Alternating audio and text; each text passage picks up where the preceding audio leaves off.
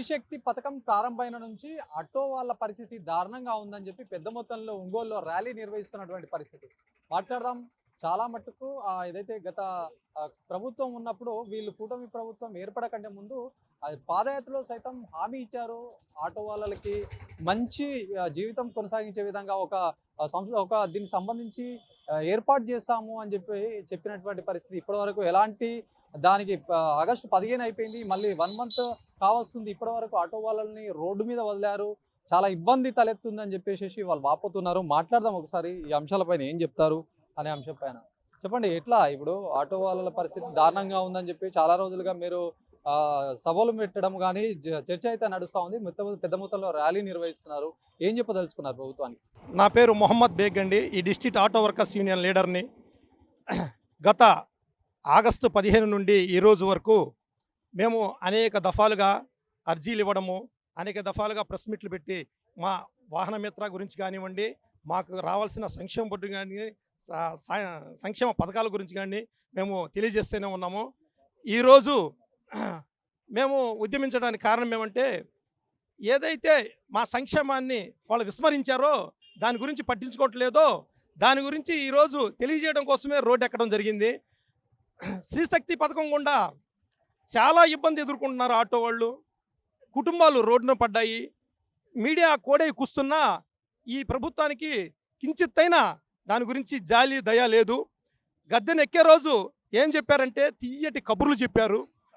మేము గెలిస్తే మీకు గత ప్రభుత్వం కంటే మెరుగైన సంక్షేమ వసతులు మీకు కల్పిస్తాము, మీరు ఆటో తోలాల్సిన పని లేదు, ఊరికే గాలిలో తేలియాడితే సరిపోతుంది అన్నట్టు ఆ చందంగా మాట్లాడారు. ఇవాళ ఆ దిశగా ఒక అడుగు కానీ, ఆ దిశగా ఒక మాట కానీ మాట్లాడటానికి ఈ దయలేని ప్రభుత్వానికి ఇష్టంగా లేదు. ఆ ఇష్టాన్ని వాళ్ళకి తెలియజేయడం కోసమే మేము ఈరోజు ఈ ర్యాలీ తీయడం జరిగింది. మేము చెబుతున్నాం, ఖచ్చితంగా మాకు ఏదైతే మీరు హామీలు ఇచ్చారో, మేమేం గొంతమ్మ కోరికలేం కోరట్లే. మాకు ఏవైతే మీరు హామీలు ఇచ్చారో, ఏదైతే ఆ రోజు మీరు మా దగ్గరకు వచ్చి ఏదైతే మాకు హామీలు ఇచ్చారో ఆ హామీల్ని నెరవేర్చమంటున్నాము. మాకు వాహన మిత్రగా 30,000 రూపాయలు, సంక్షేమ బోర్డు, సంక్షేమ పథకాల్లో మాకు భాగస్వామ్యం కల్పించడం చేయమని కోరుతున్నాము. అయ్యా, మీకు తెలియనిదేం లేదు. ఈరోజు నిత్యావసర ధరలు, డీజిల్, పెట్రోల్ అన్ని రేట్లు పెరిగిపోయి ఉన్నాయి. ఈరోజు మాకు బాడుగులు చాలా తీవ్రతరం అయిపోయింది. ఒక్క మనిషి ఇద్దరి కంటే ఎక్కువగా ఆటోలకు ఒక మనిషి ఇద్దరిని తీసుకొని 15-20 కిలోమీటర్లు ప్రయాణం చేస్తున్నాం. ఆయిల్ ఖర్చులు కూడా డబ్బులు రాలేని పరిస్థితి. మేము మా ఏదైతే స్టాండ్లు ఉన్నాయో ఆ స్టాండ్లో ఉదయం నుంచి సాయంత్రం దాకా పడిగాపులు కాయాల్సిన పరిస్థితి వచ్చింది. కేవలం మీ ప్రభుత్వం గుండానే ఇది మాకు జరిగింది. గత ప్రభుత్వంలో మీరు గుర్తుపెట్టుకోండి, 50,000 రూపాయలు ప్రతి ఆటోకి ఇచ్చారు. ఇప్పుడు మా డిమాండ్ ఏమంటే, లైసెన్స్ ఉన్న ప్రతి ఒక్కరికి, అర్హత ఉన్న ప్రతి ఒక్కరికి వాహన మిత్ర ఇంప్లిమెంట్ చేయమని, సంక్షేమ బోర్డు వెంటనే ఏర్పాటు చేయాలని. మీకు తెలియనిదేం లేదు, మన ప్రక్కనే కేరళ గవర్నమెంట్ ఉంది, కేరళ ప్రభుత్వం ఉంది. అది మనకంటే చిన్న రాష్ట్రం. దాంట్లో సంక్షేమ పథకాలు ఎలా అమలు చేస్తున్నారో ఒకసారి చూడండి. ఈవెన్ బీడీ కార్మికులతో సహా, ఆటో కార్మికులు, బీడీ కార్మికులకు కూడా అక్కడ సంక్షేమ బోర్డులు ఉన్నాయి. మేము 30 ఇయర్స్ ఇండస్ట్రీ, 40 ఇయర్స్ ఇండస్ట్రీ అంటారు. ఏది మీ అనుభవం ఏది? ఈరోజు ఆటో వాళ్ళు తిండికి కరువు అయిపోయి భిక్షాటన చేస్తున్నారు. మీకేం కనిపించట్లేదా? మీకేం వినిపించట్లేదా? దయచేసి మా గురించి ఒక నిమిషం ఆలోచించండి. ఈ ఆలోచన చెయ్యకపోతే రాబోయే కాలంలో పెద్ద ఎత్తున ధర్నాలు చేసి, స్టేట్ హైవేలు, నేషనల్ హైవేలు, టౌన్లు అన్నీ బంద్ చేసి మా సత్తా ఏందో చూపిస్తాం. Thank you. చెప్పండి, ఎట్లా అంటే ఇప్పుడు ఏదైతే లోకేష్ పాదయాత్రలో భాగంగా కూడా సంక్షేమ బోర్డు ఏర్పాటు చేస్తాము మేము అధికారంలోకి వస్తా అని చెప్పారు. ఇప్పుడు విస్మరిస్తున్నారని మీరు అంటున్నారా? రాష్ట్ర ప్రభుత్వం గతంలో ప్రతిపక్షంగా ఉన్నప్పుడు నారా లోకేష్ గారు పాదయాత్ర చేశాడు. అన్ని చోట్ల ఆటో కార్మికులందరూ అర్జీలు ఇచ్చారు. మేము అధికారంలోకి వస్తే సంక్షేమ బోర్డు ఏర్పాటు చేస్తా ఉన్నారు. ఇవాళ 15 నెలలు అయిపోయింది. ఏమైంది? ఎక్కడుంది సంక్షేమ బోర్డు అని మేము అడుగుతున్నాం. అందుకని చెప్పి ప్రతిపక్షంలో ఉన్నప్పుడు ఒక మాట, అధికారంలో ఉన్నప్పుడు అధికార పక్షం అయినప్పుడు మరొక మాట, 2 నాలుకల ధోరణి అనేటటువంటి రాష్ట్ర ప్రభుత్వం వ్యవహరిస్తూ ఉన్నది. అందువల్ల విస్మరించారని చెప్పేసి మేము భావిస్తూ ఉన్నాము.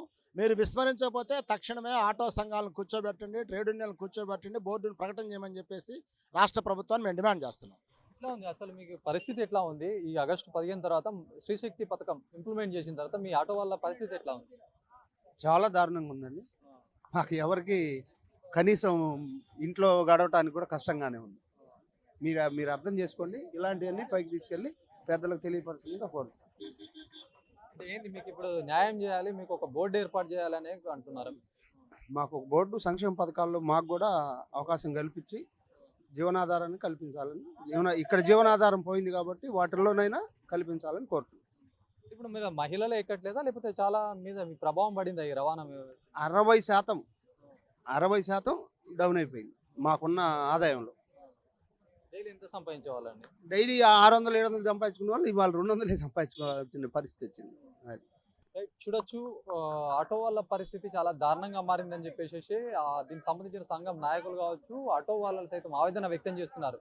ఎందుకంటే ప్రతి వాళ్ళకి సంక్షేమం అని చెప్పేసి కూటమి ప్రభుత్వం చెప్తుంది, మా ఆటో వాళ్ళని విస్మరిస్తున్నటువంటి సిచ్యువేషన్ గా మారింది. ఎందుకంటే గత పాదయాత్ర భాగంగా లోకేష్ దీనికి ఆటో వాళ్ళకు ఒక సంక్షేమ నిధి ఏర్పాటు చేస్తాము, బోర్డు ఏర్పాటు చేస్తామని చెప్పినప్పటికీ ఇప్పటి వరకు కూడా అది ఎలాంటి ఆచరణకు నోచుకోలేదు. చాలా ఇబ్బందులు తలెత్తున్నాయి. ఇప్పటికైనా ఖచ్చితంగా ప్రభుత్వం మాకు తగిన న్యాయం చేయాలని వాళ్ళు కోరుతున్నటువంటి పరిస్థితి. కెమెరా పర్సన్ సందీప్తో శ్రీనివాస్, అభినవ్ భారత్, ఒంగోలు నుంచి.